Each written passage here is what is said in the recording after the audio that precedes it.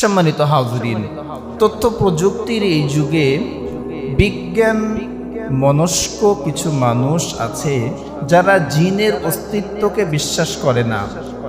জিন নামে জিন কোনো বস্তু এ সমাজে আছে এটা তারা বিশ্বাস করতে চায় না।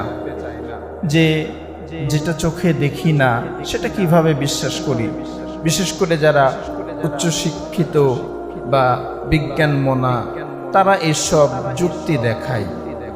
কেউ যদি জিনকে অস্বীকার করে, কেউ যদি এই কথা ভাবে যে এই পৃথিবীতে জিন বলে কিছু নাই, তাহলে সে কুফরি করবে, বলুন নাউজুবিল্লাহ। যেহেতু আল্লাহ রাব্বুল আলামিন পবিত্র কোরআনুল কারিমে একাধিক আয়াত এই জিন সম্পর্কে নাজিল করেছেন। শুধু আয়াতই না, একটা পরিপূর্ণ সূরা আল্লাহ নাজিল করেছেন, যে সূরার নাম সূরা জিন।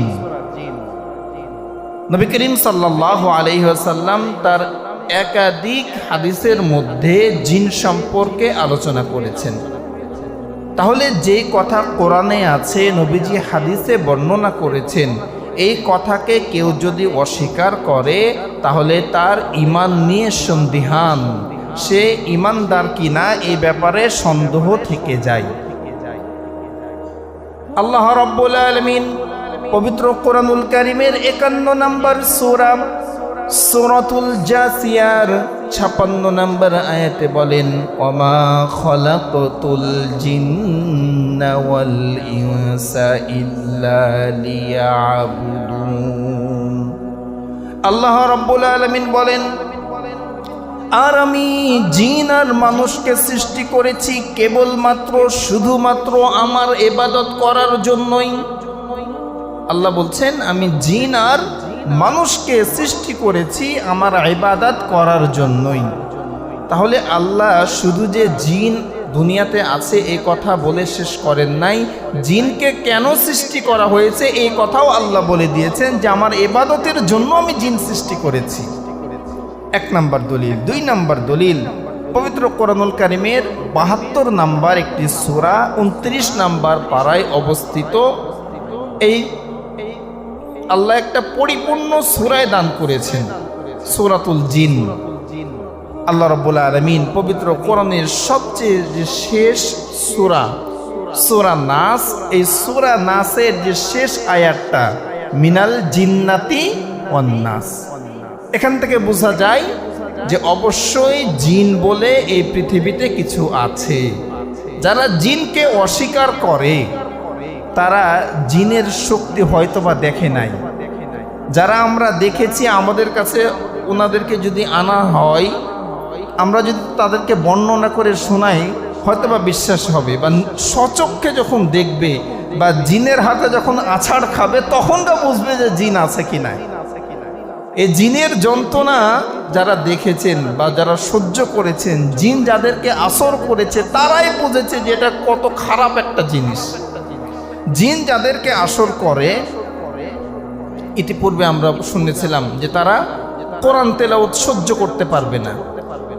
তো যারা বিজ্ঞান মনস্ক ভাইরা জিন অস্বীকার করে, তাদের কাছে কি এর কোনো ব্যাখ্যা আছে যে একটা সুস্থ মানুষ স্বাভাবিকভাবে চলাফেরা করছে, তার কাছে কোরআন তেলাওয়াত করা হলেই কেন সে অস্বাভাবিক হয়ে যাচ্ছে, কেন সে সহ্য করতে পারছে না?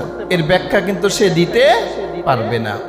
জিন যাদেরকে আসর করে, আমরা দেখেছি আমাদের বাড়িতে যদি জিনের উপদ্রব হয়, জিনের যন্ত্রণা হয়, জানালা দরজাগুলো মনে হয় যে ঝড়ে বাড়াচ্ছে, এত জোরে জোরে আওয়াজ হয়, মনে হচ্ছে ছাদের উপরে মানুষ দৌড়াদৌড়ি করছে।